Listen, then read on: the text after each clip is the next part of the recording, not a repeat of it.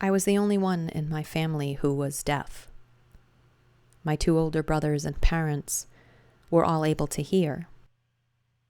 In a nutshell, I'm a single mom. I have a daughter, and I'm a student at Holyoke Community College. I had originally graduated in 2010 with a computer networking certificate, and now I'm a student again, and I'm planning on getting an associate's degree in human services. I'm working part-time at the Recovery Learning Community.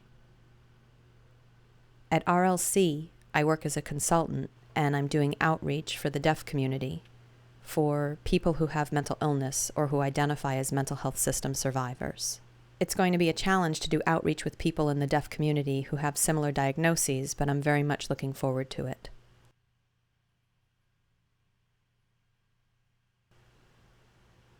I'd like to talk about what my life was like before my recovery. My parents decided to enroll me at the Clark School for the Deaf in Northampton, Massachusetts, which was a boarding school with an oral education philosophy. When I was 9, my father got a new job, so the family moved to Rochester, New York. At that time, my parents placed me in the Rochester School for the Deaf, which was a huge shock for me because it had a different educational philosophy. At the Rochester School, they use the Rochester method, which is fingerspelling every English word, as opposed to the oral method, which was speech reading and speaking. Even though we weren't signing, we were fingerspelling everything, which helped me clue into the world a little bit more. Then, my parents ended up getting a divorce, and I transferred back to the Clark School and used the oral approach until I was in 9th grade, when I was put into a hearing public high school. I was mainstreamed until I graduated from high school, and I didn't go to college until much later.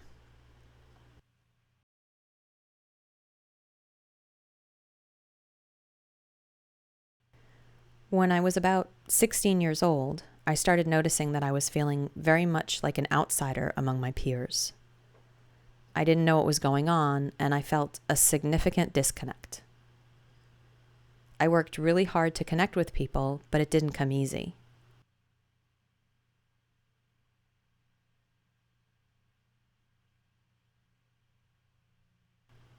I found that I had to put up a front in order to get along. A deaf friend of mine approached me one time when I was going through a phase of feeling really numb, and that's how I learned to deal with stuff. I thought that that was normal. My friend ended up telling the house mother to call the psychologist, and I had to go in for some testing. Initially, I was concerned. I thought that there was something wrong with me, but I thought, well, I'll just change my attitude. I was in denial about what was going on. I did that all the way through high school, and then my depression got worse, and I would cry frequently for no reason. I was always told, come on, put on a happy face, and even though I realized it was hypocritical, I just thought, whatever, it's hypocritical, but I ended up graduating, and I went to the University of Massachusetts. At that point, I started to get worse, and it was much harder to get along.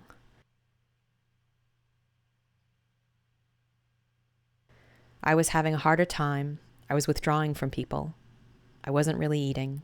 I wasn't sleeping. I would cry easily. I would get upset. I was actually approached by an interpreter who gave me a business card of a therapist, and I thought, why on earth are you giving this to me? She told me flat out that she didn't think that I was being myself, and she saw that something was wrong. I didn't quite understand it.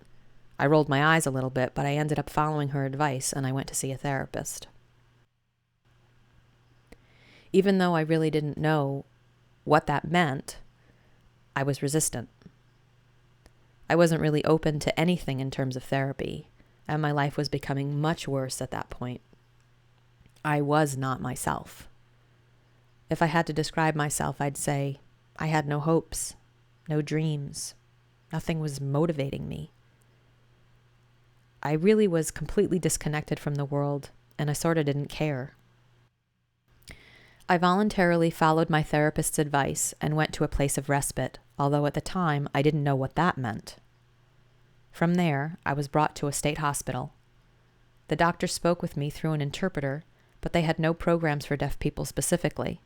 They didn't know how to meet the needs of deaf people. I was there for a month, and I didn't really understand anything about what was going on. My diagnosis was not shared with me. I was actually discharged without being helped at all. I was given medication, but when I went home, my parents rejected it. They insisted that if I continued to take medication, that meant I was crazy, and so I basically submitted to their cajoling and decided that I had to go back to the quote-unquote normal way of acting.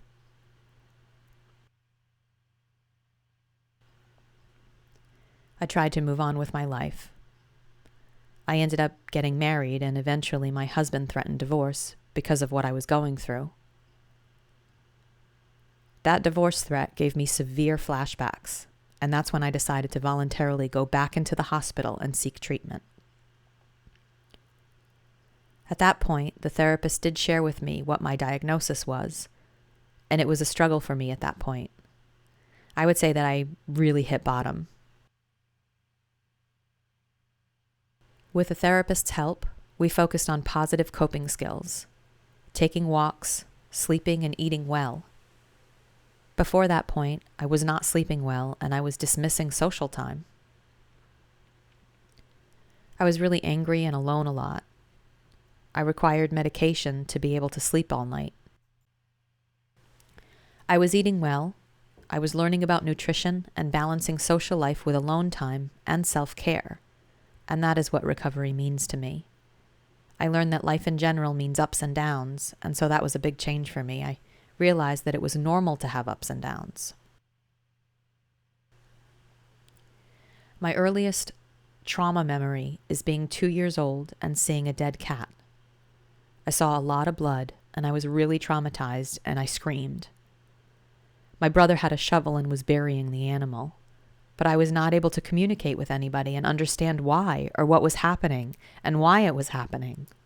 I got no explanation, and it was really traumatizing for me.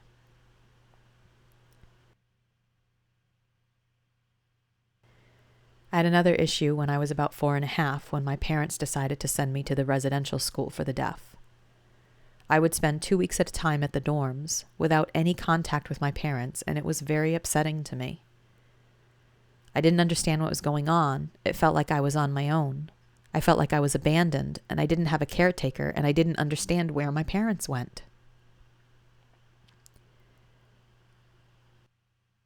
The next situation was when my parents went through a divorce. They told me that they were getting divorced, but I didn't understand what that meant. My parents decided to send me back to Clark after being in Rochester for a while. I remember it really, really clearly. It was during the month of October. They were having an annual event, Columbus Day weekend. It was incredibly traumatic for me. I would be home for the long weekend, but then I'd have to go back to school. And I remember one year going back home, and I was with my father's new wife, and I thought, this is not my mom. What is happening here? We're not the same home. We moved to a new apartment. My horse was gone. My favorite bed was gone. Everything that I knew of mine that was what I knew and what I understood was gone from my life. And I realized that I never talked about it. It was incredibly traumatic for me and had significant impact. And because of communication barriers, I was never able to process that with anybody. I didn't know where my brothers were. It was a horrific experience for me. It was very terrifying, and it had significant impact on my life. Again, because of communication, my father used to say things like, "You're lazy, you need to get a job." And I thought that everything that he said was true, and I just accepted everything that he said as the truth. I believed everything that he told me. I thought, you're right, I'm lazy. Or if the teacher abused or punished me, I would accept everything that I was told. I bottled everything up. It was not permissible for me to talk about what I was feeling or to talk about my reactions to things. That continued through graduation from Clark School. And then I went to mainstream program, and that was incredibly challenging. Even though I had an interpreter present, I was the only deaf person in the environment. I didn't know any of the people around me, and I was in a new environment full of people who could hear, and I was very, very isolated. My junior year, I was raped, and that of course led to a whole other slew of crises in my life. I didn't share what happened with anyone. I didn't tell my parents. I didn't want them to do what they had done before. I didn't want them to punish me or blame me, so I kept it in. I didn't tell anyone. When I graduated high school, I went to UMass, and it got worse for me because I was in an environment where I was the only deaf person, and I think that's what led to me eventually hitting rock bottom.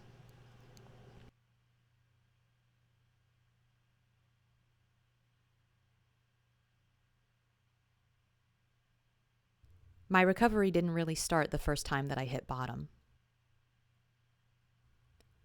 When I was initially discharged from the hospital the first time, I didn't understand what was going on.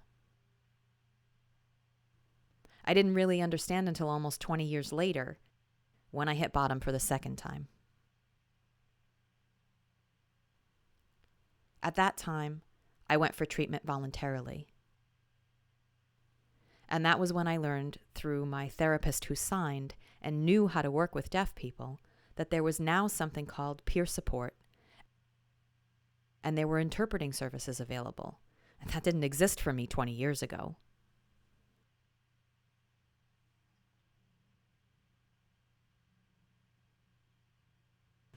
It wasn't until about 2006, I would say, when I was starting to find goals and find a job that I was enjoying. So MRC suggested I go to the recovery learning community for a job in the learning recovery community. And when I went there, I met the director of recovery services, and she had a diagnosis, which was bipolar. And I didn't realize everyone who worked there had a diagnosis. And I thought, my goodness, this is a peer support. No judgment, no labeling. It felt a little bit better for me, and I didn't feel crazy. And I was told that this was part of my recovery, that it would lead me to better self-esteem, positive self-feelings. So I thought about it for a while, and I talked with a friend of mine, and I had some questions about how peer support could lead to recovery, and they asked me a very direct question. They asked me whether I accepted my own mental illness diagnoses. And I was really rejecting that label up to that point. But then they asked me whether or not I thought other deaf people out there had similar experiences, and whether my experience might be able to help people. When they said that, I literally got chills. Not only accepting my deaf identity, but also accepting my mental health status was necessary if I wanted to help other deaf people. I had to embrace myself first. For the longest time, I had been struggling with being sort of in the closet in the deaf community with my diagnoses. If I wanted to help people, I realized that I had to come to terms with it, and then I had to accept it. And I really need to not only accept it, but be proud of myself. And that was part of a learning process. In order to help other people, I had to come out of the closet in the sense of who I am in order to effectively do outreach in the deaf community. So that was really how I started recognizing what was going on, and that led to changes in my life, like going back to college and feeling, in a sense, free. My message to the community is to encourage people to be open and honest. If you need help, find a peer. It doesn't matter what the diagnosis is. That's not the important part. What's important is to give and get support from someone who has had the same experiences or who has struggled in a similar way. It'll help. You can feel better and recover. I find that inspiring.